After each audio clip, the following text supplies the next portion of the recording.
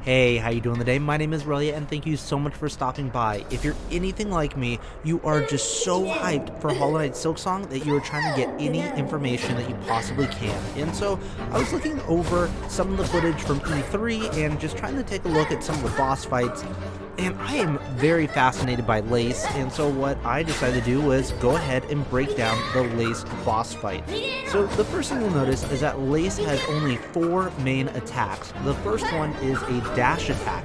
And so what Lace is going to do is point her nail horizontally directly at Hornet before dashing forward, and it's going to take about half of the arena area.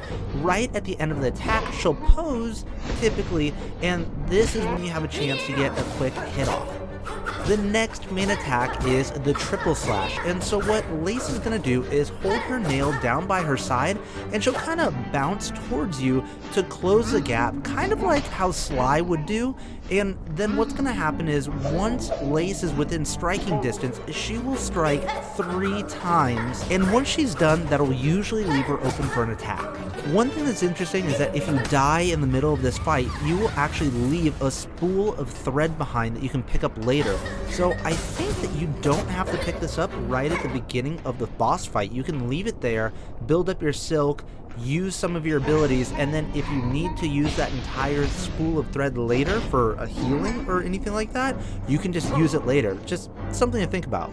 The third main attack is the jump strike, and so what Lace is going to do is hold her nail down low to her side, very similar to triple slash, just to be able to close the gap. But just before doing the attack, what she's going to do is kind of charge up, and she's going to bring her nail right across her body, and it's kind of like a wind-up motion.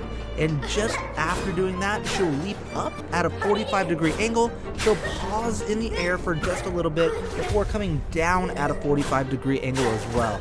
This will end up with a pose or a guard. The fourth and final attack is the guard or counter. It's kind of separate in that it's not its like own full-fledged attack, it's just a counter, right? But what's going to happen is that if you hit Lace while she's in this guard position, she'll end up swinging her nail wildly in front of her for just a moment, and I don't know how safe it is to downstrike while she's in the middle of this swinging wildly state, because afterwards she typically brings her nail up when she does her ending pose, and I think that you're going to be taking damage. I don't know, I have to play the game and kind of really get a feel to figure out, is it safe to do this or not?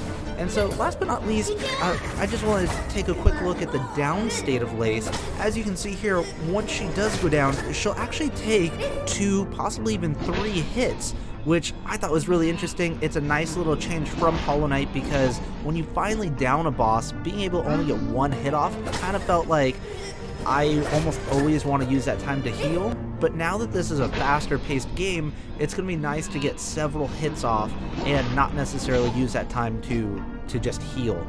So as you can see, this is a super fast paced fight. Let me know what you think. I am just so excited for Silksong, and if you're excited as well, be sure to subscribe, because I'm going to be putting out as much content about this game as I possibly can. Oh, I can't wait. I can't wait, and I hope that you're right there with me.